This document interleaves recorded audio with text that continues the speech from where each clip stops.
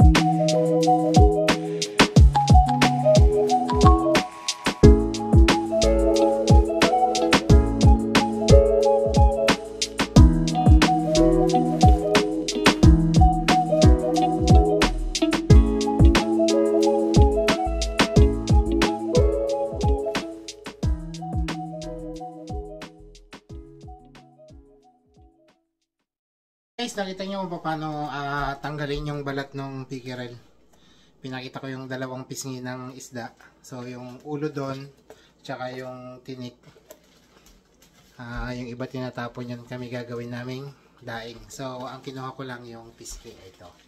Para naman ito kay dalagang bulinggit. Bali, malinis na to, wala ng tinik. Yung ulo at tsaka yung natirang tinik na may mga laman pa, ibababad yun sa suka. Gagawin naming daing. Tapos yung ulo, isisigang ni Mrs. Yun yung sa amin.